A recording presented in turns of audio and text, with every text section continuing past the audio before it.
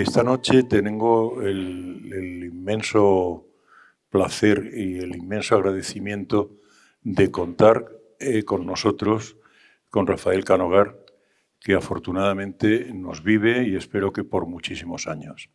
Le estoy eternamente agradecido por haber venido hoy aquí a estar con nosotros y a ver la exposición humilde que hemos puesto aquí en Casa Botines, que no es tan humilde Casa Botines como la exposición. Y les voy a presentar a los asistentes a este encuentro con las figuras del Grupo El Paso.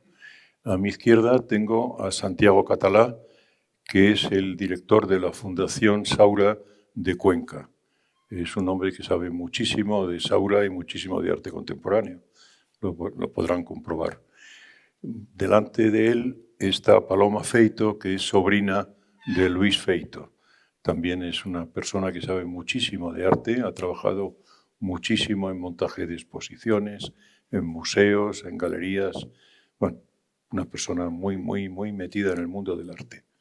Rafael Canogar, que no necesita presentación, es el último artista que tenemos entre nosotros del Grupo El Paso y que fue fundador del Grupo El Paso en el año 57. Vamos a tener el gusto de poder dialogar con él. A su izquierda está Susana Spadoni, que es la nuera de Pablo Serrano y de Juana Francés. Ella es la que lleva toda la documentación, el archivo, es la encargada de gestionar la obra, de certificar y de organizar exposiciones. Es además directora honorífica del Museo Pablo Serrano de Zaragoza y bueno, también contamos con ella para que nos hable de Pablo y de Juana.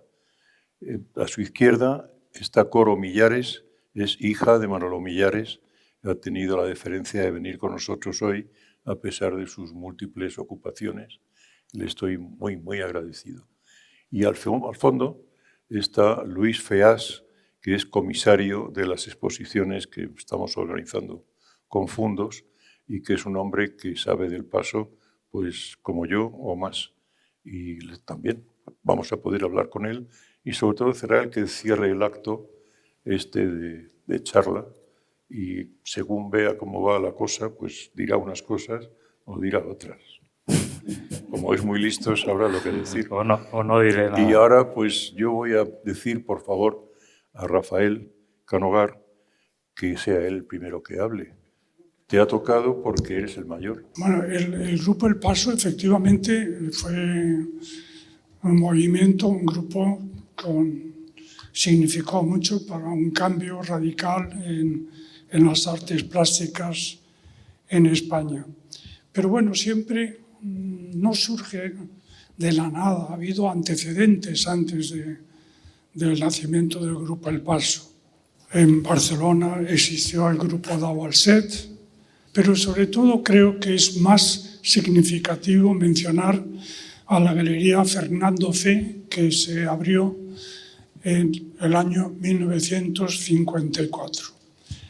Fue un proyecto muy bonito, dedicar la galería solamente a la defensa del arte abstracto.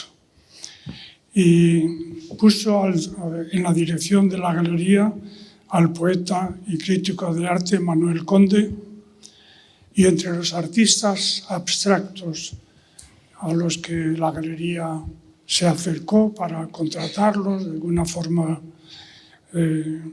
para tenerlos en su grupo de artistas, estaba Luis Feito y estaba yo, y otros artistas que yo no recuerdo el nombre. Menciono a la galería porque tuvo indudablemente cierto eco, y así cuando Manolo Millares viene de Canarias se puso en contacto con la Galería Fernando Fe, con los artistas que exponíamos en esta galería, y bajábamos a tomar un café. La Galería Fernando Fe estaba en la Puerta del Sol y había 2 o 3 cafés, estos lugares curiosos donde por un café incluso hasta música, podías pasar la tarde entera. Yo no sé cómo podían soportar esta economía, ¿no? Bajábamos de la galería después de ver las exposiciones a discutir, bueno, lo que nos apasionaba. Saura también llegó de París, también se puso en contacto con nosotros y, bueno, fueron acudiendo otros artistas como Manolo Rivera, como Antonio Suárez.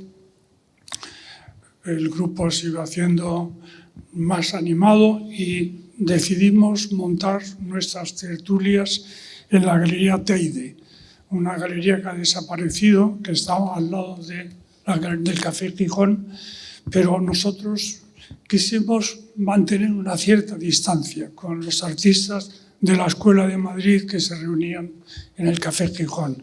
El Teide estaba justo en la otra cuadra, en la otra manzana. Allí nos reuníamos para hablar de la pasión de un nuevo arte que, como una especie de revelación, queríamos hacer llegar un poco a todos los demás. Surgió ahí la idea de formar el grupo El Paso. A veces se me ha preguntado quién habló de formar el grupo. La verdad es que no lo sé, realmente no lo sé, pero es posible que fuese Antonio Saura. Él acababa de llegar de París y allí había surgido el grupo Cobra. Y yo creo que en memoria precisamente de este grupo pues se nos hizo la propuesta que inmediatamente fue aceptado con entusiasmo. Pablo Serrano había llegado también a Madrid de Latinoamérica, le dieron el gran premio en la Bienal Hispanoamericana. ¿Era la tercera o la segunda? La segunda Bienal Hispanoamericana. Le invitamos a formar parte también de nuestro grupo, junto a Juana Francés, también otra artista alicantina y en aquellos momentos compañera también de Pablo Serrano. Bueno, así surgió el grupo. Yo creo que habría que contar también que España ha sido un país de grandes creadores, pero también ha sido muy madrastra con sus creadores. Y es cierto que la guerra civil fue una situación que nos separó del resto de Europa. De alguna forma se perdieron todas las conexiones culturales, pero antes de la guerra civil ya grandes artistas marcharon también al exilio, al centro más importante de arte, que era París entonces, y se fueron para proyectar su obra, porque en España no había casi actividad vanguardista de interés. Se fueron a París, pues así fue Pablo Picasso, Juan Gris, Gargallo, Julio González, tantos Bores, tantos artistas que estaban en París y con los que teníamos muy poca conexión. Incluso no debemos de olvidar que algún nombre como el de Picasso era un artista prohibido. No se encontraban libros con facilidad de estos artistas. Yo recuerdo que ir particularmente a la Galería Bujol a ver algún libro de Picasso o de otros artistas más jóvenes de los que yo oí hablar por primera vez en el estudio de Daniel Vázquez Díaz, con el que estuve estudiando 5 años. Yo tuve una vocación muy temprana. A los 14 años supe que quería ser pintor y después de un contacto en San Sebastián con Marciarena, él a la vuelta a Madrid me recomendó que tenía que ir a estudiar con Vázquez Díaz.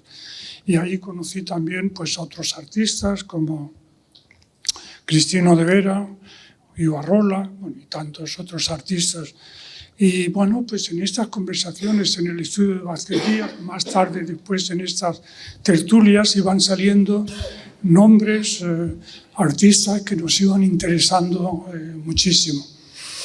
Pero no debemos de de olvidar que en aquellos momentos, sobre todo Madrid, era una ciudad,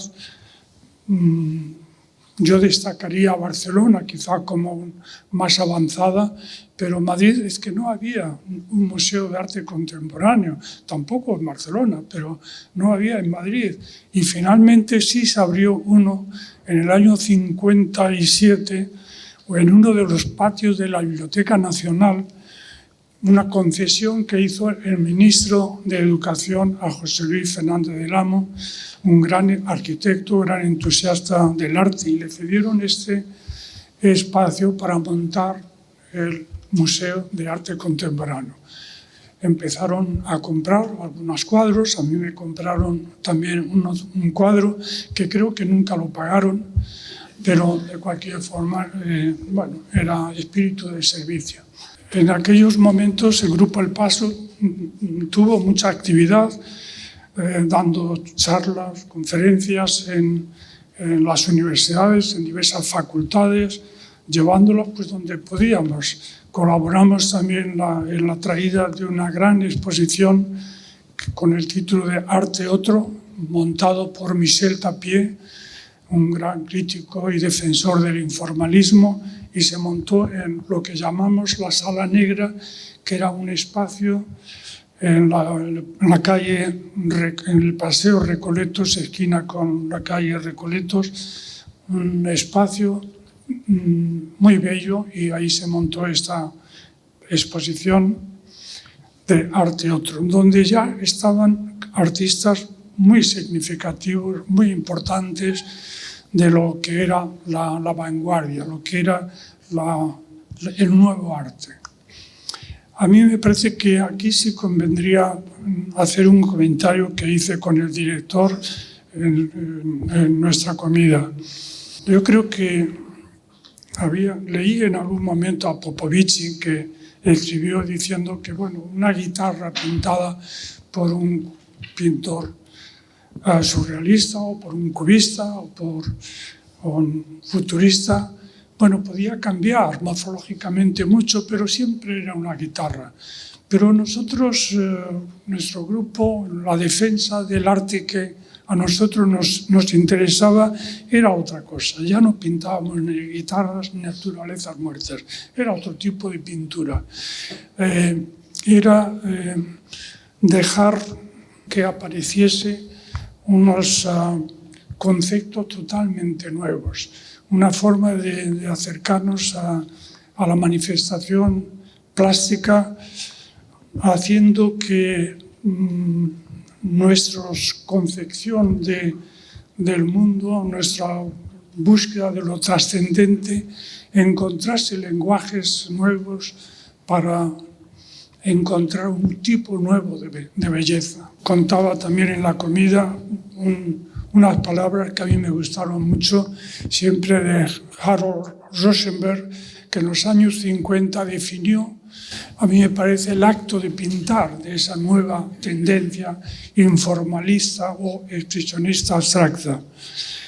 Él escribió que el artista ya no se acercaba a la tela con una idea preconcebida, se acercaba con los materiales que él utilizaba, y el resultado era sí una pintura, pero también un acontecimiento. Era este encuentro entre el creador y esa superficie donde se desarrollaron nuevas formas de entender la creación. Cambiaron los formatos. En principio se empezaron a utilizar grandes dimensiones, con materiales totalmente nuevos, con ideas del concepto de composición totalmente diferente. Podría mencionar uno de los más característicos, podría ser Jackson Pollock, que, bueno, como todos sabemos, colocando una tela en el suelo iba dejando chorrear la pintura industrial, y esa creó unas mallas que tenían un principio y un fin, de derecha a izquierda y de arriba a abajo, y iba creando realmente unas dimensiones de un interés enorme, con una enorme profundidad, con una dimensión en busca de lo significante, de lo trascendente, de una enorme intensidad.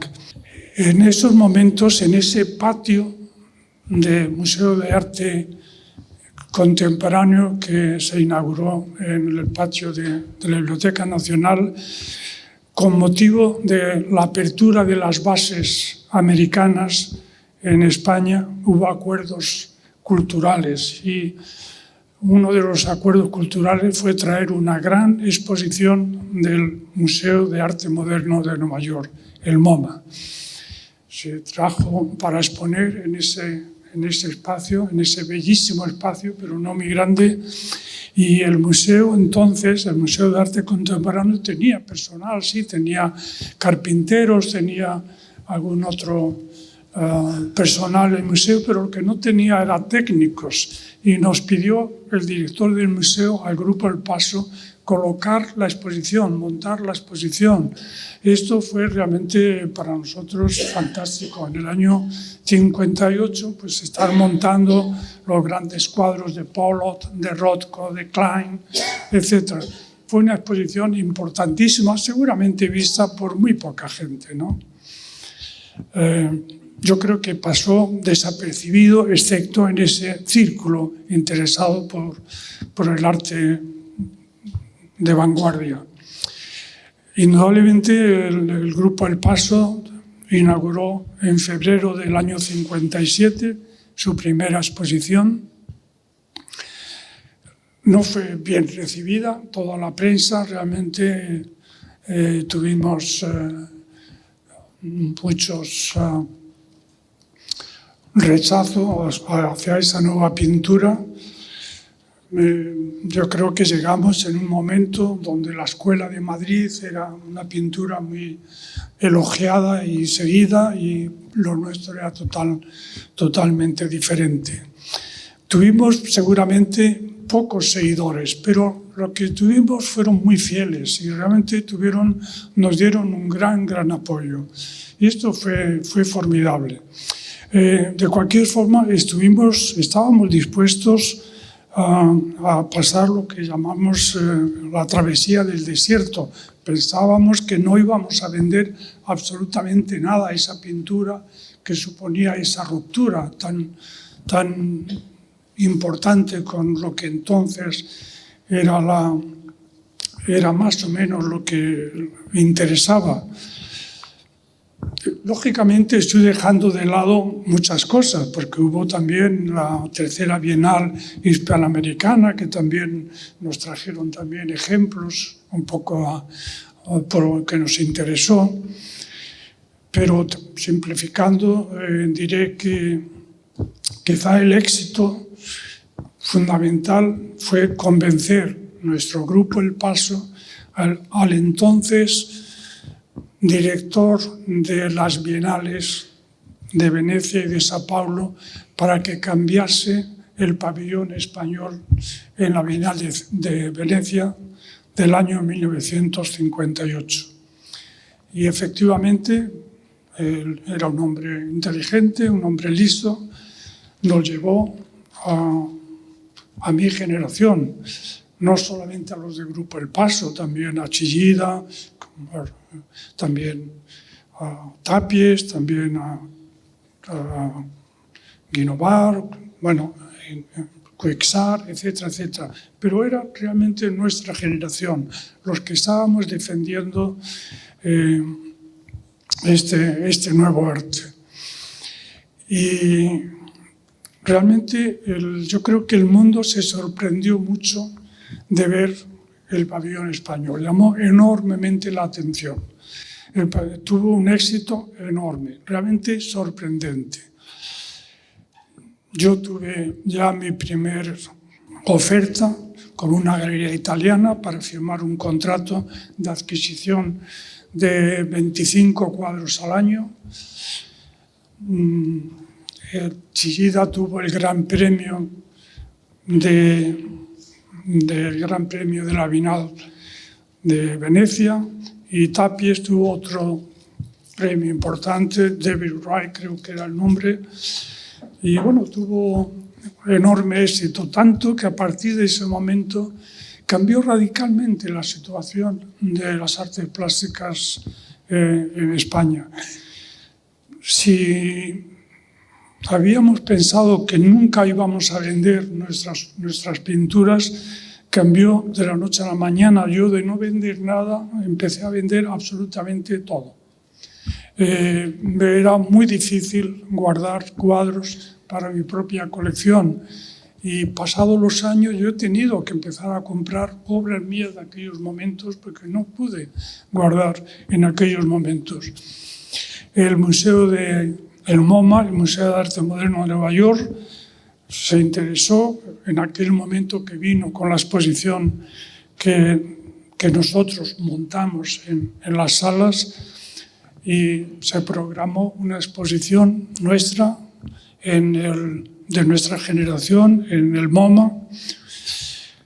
Inmediatamente después vino el Guggenheim para ver si lo podía hacer antes que el MoMA, pero se hicieron casi simultáneamente, y realmente yo creo que a partir de ese momento todos los museos importantes del mundo hicieron exposiciones nuestras, ¿no? De nuestra generación, y cuando se hacía una exposición que estaba un año viajando, es que yo he recibido cheques desde el primer momento, a pesar de que el coleccionista no lo iba a tener en su posesión hasta un año después, pero lo quería tener ya apartado ya para él, ¿no? Comprado con antelación. Bueno, esto cambió radicalmente las cosas, y también el Grupo El Paso tuvo que replantearse también sus fines. Varias exposiciones estuvieron viajando en diversos sitios, en París, en Roma. En Roma la organicé yo en mi galería, la Galería Lático. Coincidió con la decisión de cerrar el Grupo El Paso. Precisamente por esos cambios que se habían creado ya en la demanda del arte español. Tuvimos alguna reunión para hablar del tema, para replantearnos el grupo.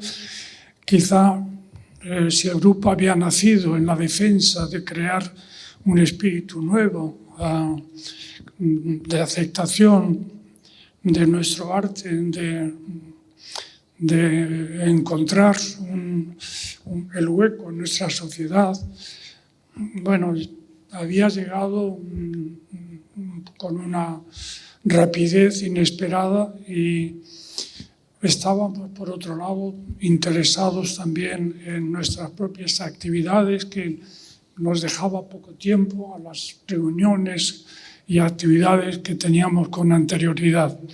Y por lo tanto decidimos dejar el grupo con esos 3 años de gran, intenso trabajo, pero dejarlo ahí. Bueno, yo estoy dejando muchísimas cosas por decir y por contar, porque yo podría estar aquí hablando hasta mañana de cosas. A mí me ha tocado vivir pues toda una enorme transformación, pero también es cierto que un poco para indicar por qué nuestro trabajo interesó tanto, yo quiero dar una explicación, quiero encontrar una explicación, porque recibíamos muy poca información de qué se estaba haciendo fuera.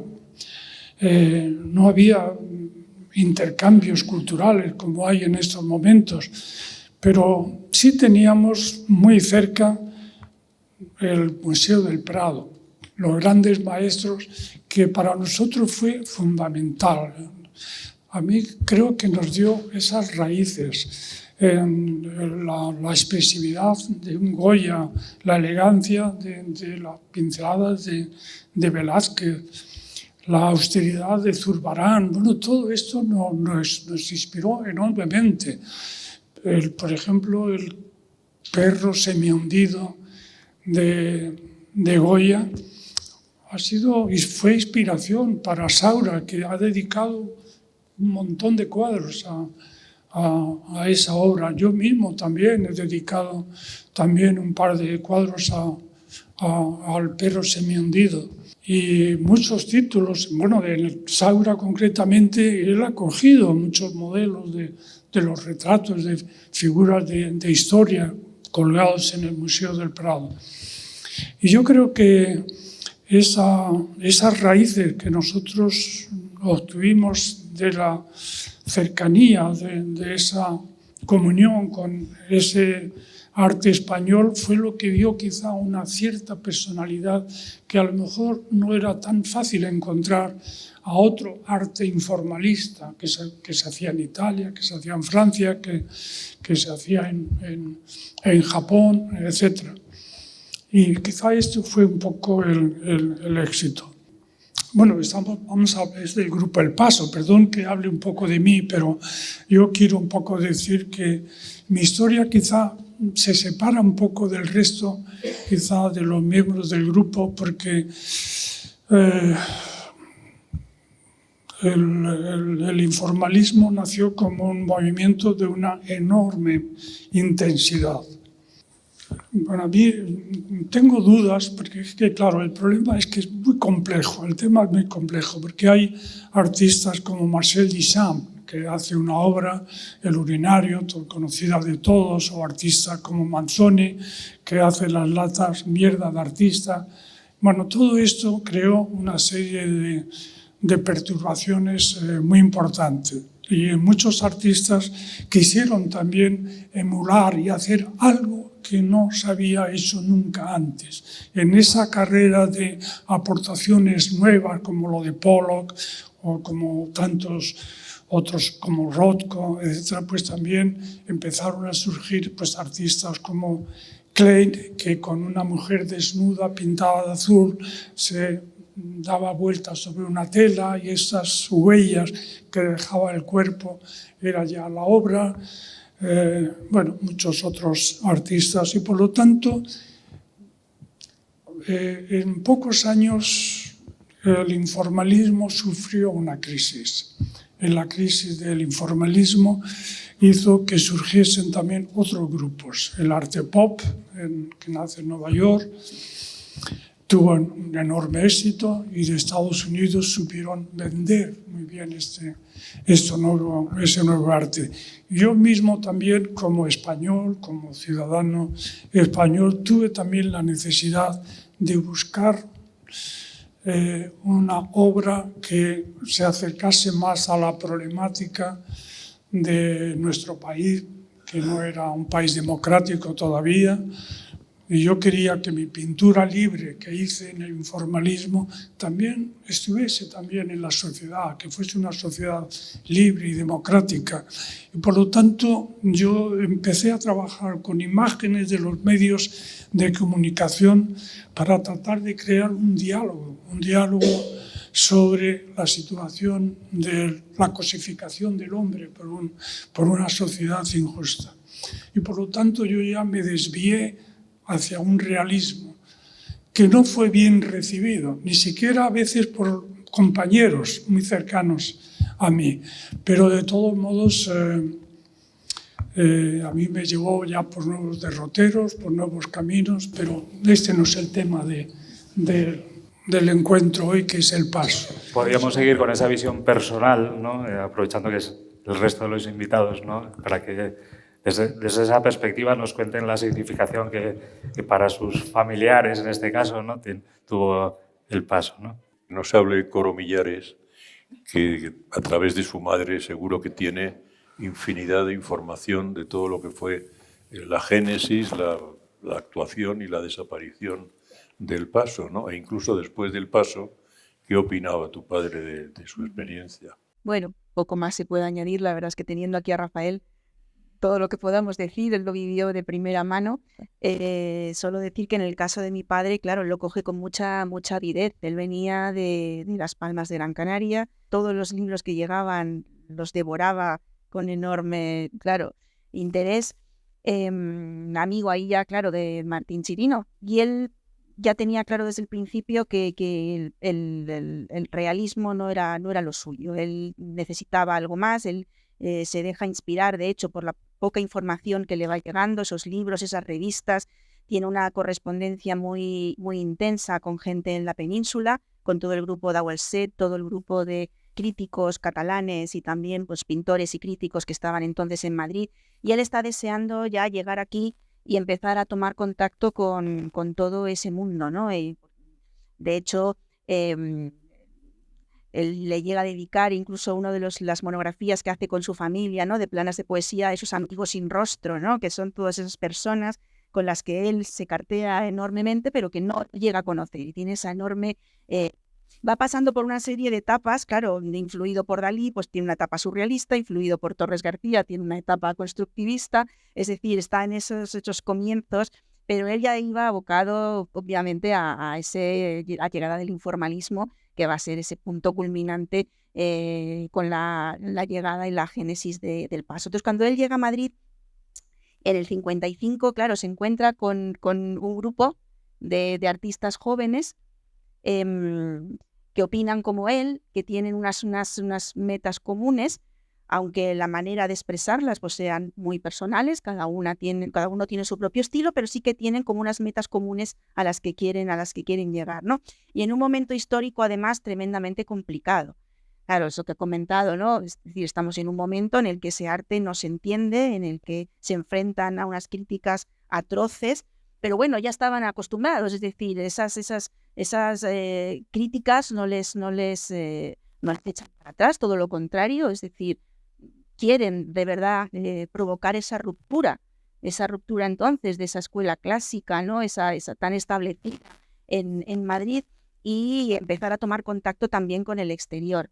Difícil, porque claro, en esa situación pues el contacto con el exterior era muy, muy puntual, complicado, pero es verdad que yo creo que lo que aporta también el haber pertenecido al Grupo El Paso es que posibilita al final también esa internacionalización de su obra, ¿no? El tomar contacto con galerías en el exterior, con marchantes en el exterior que empiezan a interesarse por su obra, esas bienales que se realizan fuera son un trampolín enorme para ellos, fue muy valioso y les permite a todos lanzarse, ¿no? Al exterior.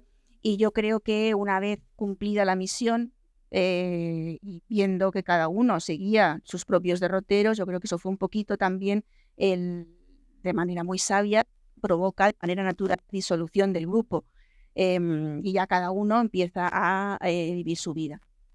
Padre, obviamente, esa etapa fue fundamental y él siempre y seguirá conservando la amistad con todos, o muchos de ellos, con unos más, con otros menos, pero para él fue una etapa fundamental y valiosísima de su vida como artista.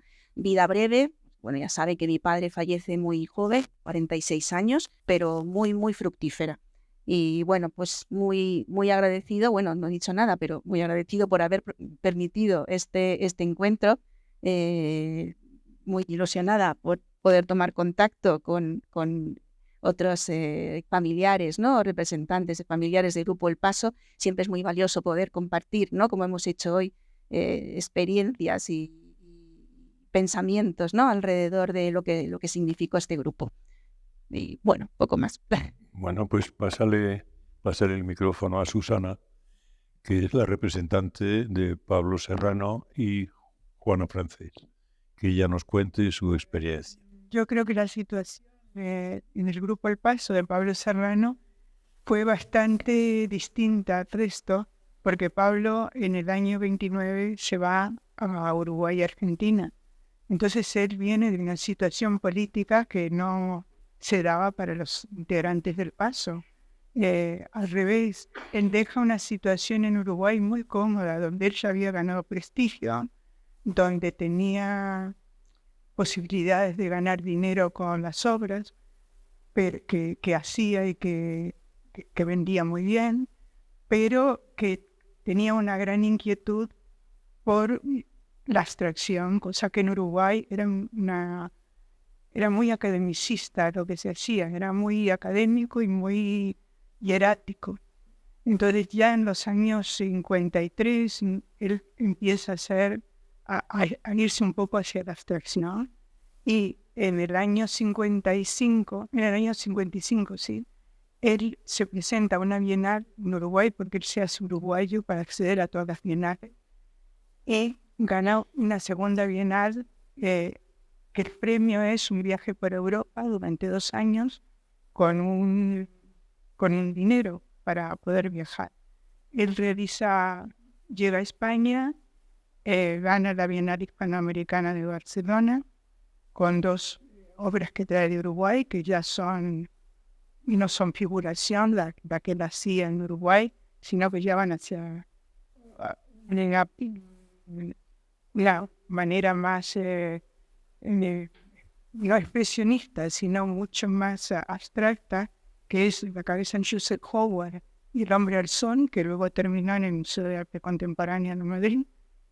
Y este premio le permite ganar también un dinero y se va con Juana Francés, que conoce entonces, a recorrer Europa con el crítico de arte José María Moreno Galván. Se queda impresionado por las cosas que van descubriendo, sobre todo Pompeya y Herculano, con la lava que recogen y las piedras volcánicas, le impacta, y él de ahí empieza con sus hierros y los primeros hierros que él empieza a producir como formas abstractas, que también, como antes ha dicho Coro, no tuvieron gran aceptación. La gente le parecía que unir hierros viejos para consignarlos obra de arte, pues que no era obra de arte.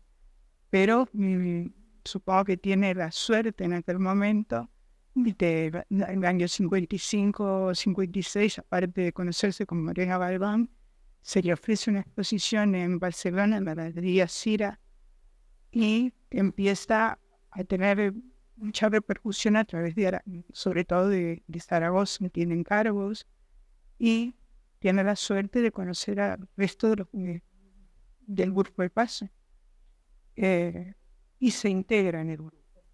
Pero él es el más efímero, él no continúa en el grupo hasta su disolución, sino que él entra con Juana Francés, que supongo que Juana fue la que le introdujo con la gente del grupo, porque la edad de Pablo difería mucho a la de los integrantes del grupo. Pablo llega a España con 47 años, cuando los del grupo tenían 20. Entonces, Pablo es muy bien aceptado. De hecho, como ha dicho antes Coro, la amistad continuó con los miembros del grupo, aunque él luego se separara. Y yo creo que quizás él se separó, por lo tanto también se fue con Juana Francés, porque le acuciaba la edad que tenía para cumplir sus logros. Y él, después de todo eso que vive y de las posibilidades que se le abren en España, pues él decide no regresar a Uruguay, sino quedarse en España con una situación económica que para todos en aquel momento era complicada, teniendo en Uruguay una posición cómoda, pero decide apostar por hacer el arte que realmente él quería hacer. Y como antes ha comentado Rafael, pues tuvieron la fortuna de que se interesaron galerías extranjeras y pudieron llegar a que su obra repercutiera en otros países. Tanto es así que Pablo los invitaba a la Bienal de Venecia en el año 62, presenta 23 bóvedas para el hombre y llega a obtener el premio de la Bienal por un voto de diferencia con Giacometti. Entonces, claro, para él todos sus logros repercuten tanto en su vida, como todos estos otros integrantes, como ha contado antes Rafael, que lo único que querían era salir de la mediocridad que existía en el mundo del arte y poder proyectar un futuro que enraizaba con otras raíces de vanguardia. Y yo creo que lo logran estupendamente. Creo que los que continúan en el grupo El Paso, que luego se incorpora más tarde Chirín y Yoda, creo que forman un grupo que tiene mucho que ver y tanto en las ideas que tienen en cuanto al arte, como en su pensamiento político de lo que sucedía en aquellos momentos. Y yo creo que Pablo en aquel momento pues decide seguir su camino, que no le va nada mal, y que no tiene otro motivo. Yo creo que el hecho de que su edad le impulsa a seguir hacia adelante, que no fue como los jóvenes que componían el grupo de paso, siendo, como han dicho Canovares en Joven, hablamos de que él tenía 22 años, y había otros de 25, de 27, pero él tenía 47. Entonces, yo supongo que fue eso lo que yo por lo menos he sentido que transmitía de por qué abandonó el grupo en el momento en que él podría haber continuado, podría haber llegado incluso a esa disolución en el año 60 del grupo, donde cada uno encontró el camino para continuar con el arte que quería hacer. Y bueno, Pablo dejó su obra en donación al gobierno de Aragón, parte una donación que no pudo perfeccionar en vida porque falleció a los pocos meses de haberla firmados, pero qué bueno que yo tomé el testigo, porque bueno, no había quien lo tomara. Y Pablo para mí fue una persona muy importante en mi vida, y bueno, lo hemos sacado adelante. Creo que es un museo que hoy por hoy es un museo que refleja muy bien el arte contemporáneo, que se está cumpliendo a lo largo de 2 años todos los objetivos que tenía la Carta Fundacional que quería que se hiciera con ese museo. Y bueno, la última exposición que tenemos en vigente es una de Rafael Canovar, que visita a Pablo Serrano.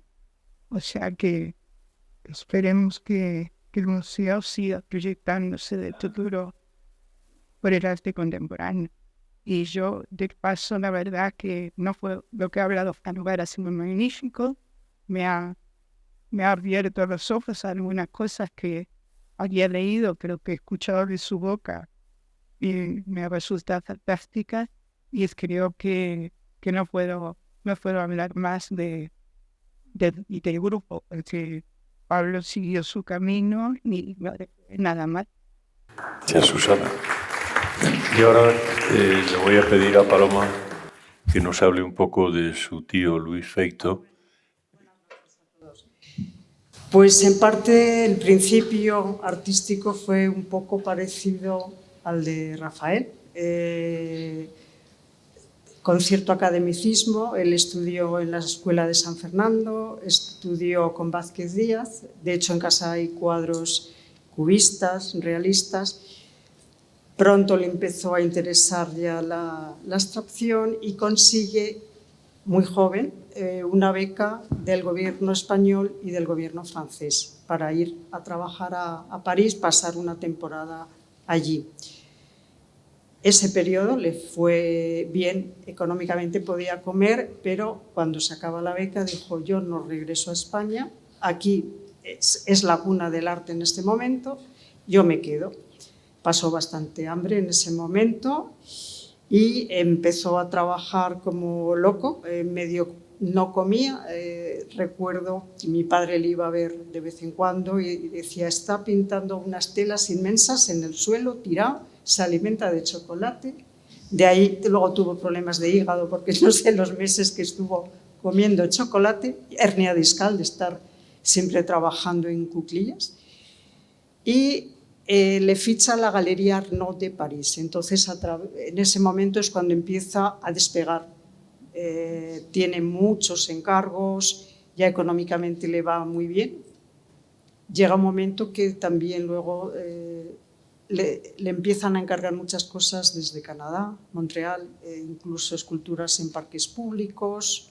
Pasa unos años allí hasta que se va a vivir a Nueva York. Es la cuna del arte. Luego, posteriormente, a París le continuó Nueva York, ¿no? Del paso, tampoco es que me contara demasiadas cosas. Es mucho más interesante lo que ha contado Rafael, que lo vivió en primera mano. pero lo que sí tenía una pasión por el arte que siguió hasta el final de sus días. Luego, cuando ella estaba mayor, él murió con 92 años. No podía pintar grandes telas, pero seguía trabajando con papeles y su vida fue la pintura. Poco más os puedo decir porque después de todo lo que ha contado Rafael, de primera mano, pues poco le puedo yo añadir. Muchas gracias. Muchas gracias. Y ahora le voy a pedir a Santiago Catalá, que nos hable un poco de su experiencia con Antonio Saura, que fue bastante amplia. Bien, muy buenas tardes a todos. En primer lugar, mi agradecimiento más sincero a todos los responsables de esta exposición y de este bonito encuentro, particularmente a mi amigo Fernando, con el que me une una amistad hemos contado desde hace 31 años. Y además hemos llevado unas vidas paralelas antes de conocernos y más todavía después de conocernos, ¿no? Cuando me dice que hable como presidente en funciones de la Fundación Saura, de quien fuera mi gran amigo, no pude decirle que no, porque fueron años de muy intensa actividad, de una hermosa amistad y para mí de un gran aprendizaje, porque era un hombre muy intelectual, era un hombre muy profundo, muy inteligente. Un hombre introspectivo que coge una tuberculosis a los 13 años, que lo obliga a estar 5 en cama, pero que tiene un itinerario apasionante. Con 17 años comienza a pintar, a los 20 hace su primera exposición, a los 27 le ficha a la Galería Stalder de París, a los 31 le ficha a la Pierre Matisse de Nueva York, y a los 33 realiza las primeras exposiciones retrospectivas en Rotterdam, Eindhoven, etc. Es un pintor de arrepentimientos, destruye tanto en París como en Cuenca y tira numerosas obras porque se arrepiente, ¿no? Son arrepentimientos de etapas pictóricas suyas, etc. Y como dijo su hermano Carlos Saura, tenía una relación muy estrecha y muy bonita, decía de Antonio, dice, mi hermano es un pintor vampiro. Y decía que era vampiro porque vampirizó las Meninas, vampirizó el retrato de Felipe II, vampirizó el perro de Goya, vampirizó el Cristo de Velázquez. Era un hombre que utilizaba grandes iconos de la pintura, vampirizándolos efectivamente para hacer una nueva relectura de iconos importantísimos, clásicos del arte español. Y yo, a mi juicio, fue un pintor del Renacimiento, porque no solamente hizo muchísimo dibujo y pintura, sino que se metió en ámbitos tan distintos y con técnicas tan diferentes como la del grabado, la de la serigrafía, la litografía. Hizo mucha ilustración de libros, por ejemplo, que es un tema muy interesante. Hizo decoraciones, hizo anagramas, hizo murales, hizo vidrieras. Y esa condición de artista un poco del Renacimiento es algo que a mí me llamó siempre la atención. Esto que estoy diciendo de Antonio, sinceramente, es mutatis mutandis extensible a todos los artistas del Grupo El Paso. Fue un pintor muy estético en el sentido de que una parte de su obra importante se hace en blanco y negro. Y en ese sentido utilizó los materiales pictóricos, las pinturas más básicas, para conseguir, intentaba conseguir con lo mínimo el máximo grado de expresión, de fuerza, de potencia, a veces de realismo, de tragedia, etc., ¿no? Luchó constantemente consigo mismo entre la construcción y la destrucción de la imagen, entre el dibujo y la pintura, porque hay mucho dibujo en su pintura y hay mucha pintura en su dibujo. La centralidad del motivo del cuadro y su constante expansión, la figuración frente a la abstracción, la unidad frente a la proliferación, la sencillez o el barroquismo, el humor que hay también en muchas de sus obras y el dramatismo, orden y desorden, movimiento y quietud, ritmo y locura. acceso o recurso de lo primitivo y al mismo tiempo intentar ser extraordinariamente vanguardista, como Picasso y otros pintores de esta generación, pero yo creo que Picasso fue en este sentido pionero, echaron mucho mano del arte africano, del arte primitivo, del arte prehistórico, etc. Fue un ejemplo, como todos los miembros del Paso, de artista comprometido socialmente, ¿no?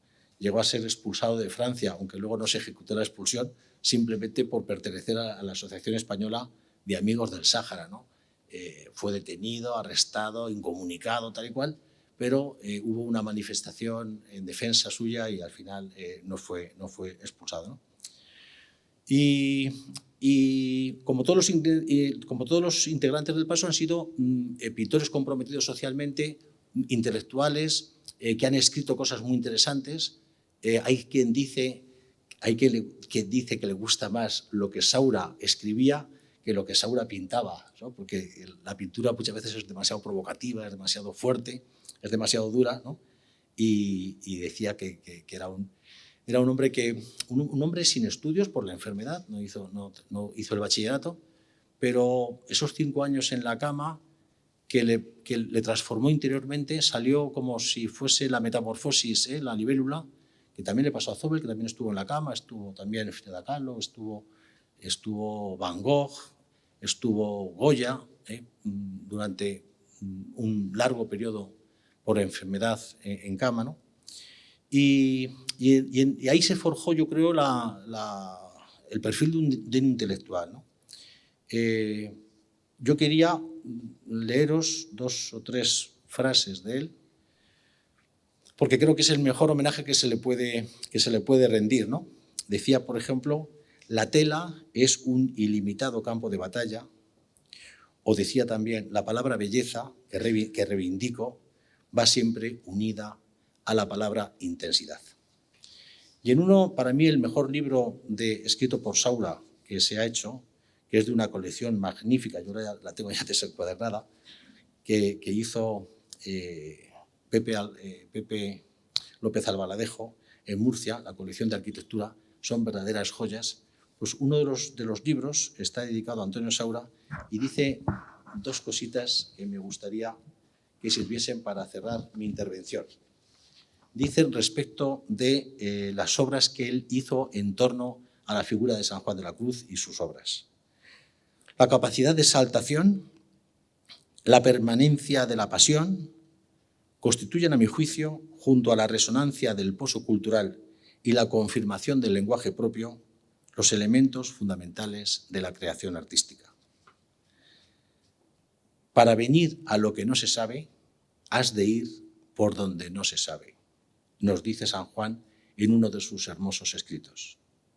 Esta lúcida y afirmativa duda la hice mía hace ya muchos años, convirtiéndose tanto en ayuda frente a la ceguera del pictórico impulso como en consuelo al observar, con sorpresa, la diferencia existente entre el deseo y cuanto surge de las manos.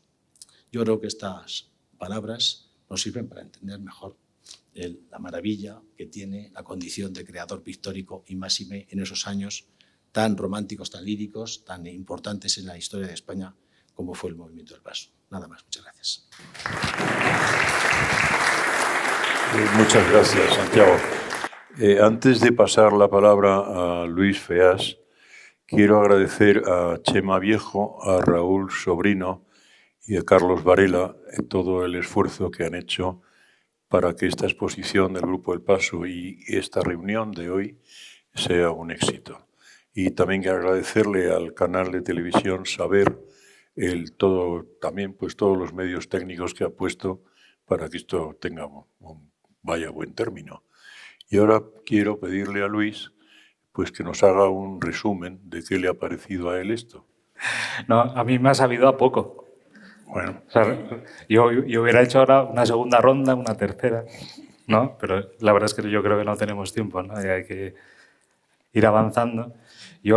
A mí simplemente sí que me gustaría, en vez de establecer yo las conclusiones, señalar que Rafael Canogar, en un texto que reproducimos en la exposición, las ha marcado él muy bien, ¿no? Hay un texto estupendo además es breve, de 5 párrafos, que resumen muy bien no solo lo que fue el paso, porque aquí, claro, la perspectiva siempre es del historiador, pero yo como no soy historiador me interesa la vigencia y la actualidad del paso, ¿no? La supervivencia del paso, ¿no? Yo también a lo mejor hubiera hablado del legado, ¿no? ¿Qué va a pasar con la obra de estos 10 espléndidos artistas, ¿no? Con esa que efectivamente cambiaron el arte español de mediados del siglo XX y que yo creo que ahora estamos en ese momento ya de transición hacia lo eterno, que tenemos que preocuparnos de qué va a pasar con ese legado que ellos tienen, ¿no? Una de las conclusiones de este encuentro es la felicidad de habernos reunido todos, ¿no? De iniciar esa relación, ese restablecimiento del grupo casi, a ver lo que nos depara el futuro. Y nada, simplemente muchas gracias por acudir y sin más acabamos, ¿no?